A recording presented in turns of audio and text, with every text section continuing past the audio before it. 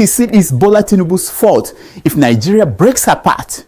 It is Godswill Akpabio's fault if Nigerians are embracing Nigeria's separatist movements and not working together to build a strong nation. It is Chief Justice Kayode Ariwola's fault if Nigerians are losing hope in finding justice and fairness in their country, and instead opting to revert to where they were before the Europeans came to Africa. Those who have led Nigeria since the end of the Nigeria-Biafra Civil War in 1970 must bear the blame if Nigeria breaks up. Don't ever say that you do not know. It is the same way they must bear the blame for why Nigeria cannot provide its citizens with 24-hour electricity, clean water, cooking gas, good roads, hospitals, and other basic amenities. Many have pointed out that America continues to thrive after a brutal civil war, where over 600,000 of their people died, about 6% of their population then. On that basis, people ask, why can't Nigeria overcome its own past? The question to ask is, how did the Americans do it?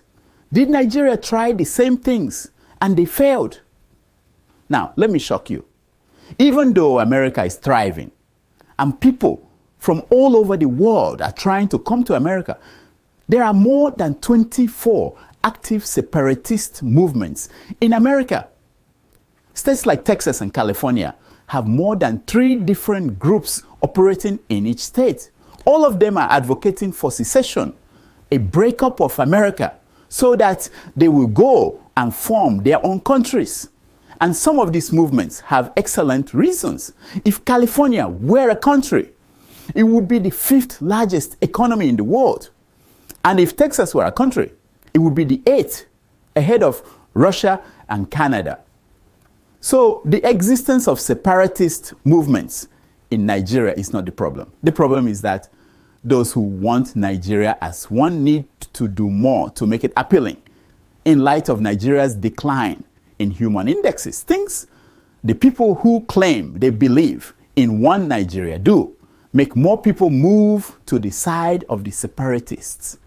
The day American leaders fail to pursue the common good, advance the well-being of the citizens, and abandon that everlasting drive for a more perfect union, Americans will embrace these separatist groups. That is always how the issue plays out. It is the same in Europe and virtually every country in the world. What did America do after the war to heal? Did Nigeria copy it? Can Nigeria copy it? Why did Nigeria not copy it? Some say there have been numerous attempts to address the Nigerian issues. What are the countless attempts? Were they honest attempts? If they were, why did they fail?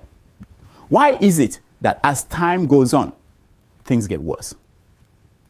I hope you know that the first group that wanted to secede from Nigeria was Adakaboro's people of the Niger Delta. They are still among the unhappiest people in Nigeria today. Why has Nigeria not been able to solve the problem of the oil-producing region with the country all these years? And why has it continued to create new issues across the land? Those northerners who died fighting for Nigeria's unity would never, in 100 years, have imagined that a group would rise from the northeast with a desire to break out of Nigeria and form a caliphate.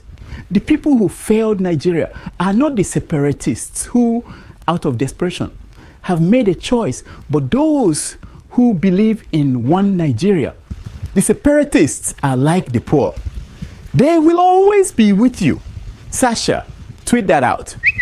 So, don't say that you do not know people to blame if Nigeria breaks up. Now that there is still relative calm, know it, and no peace. Until next week, I'm Dr. Damages. I diagnose, you heal yourself.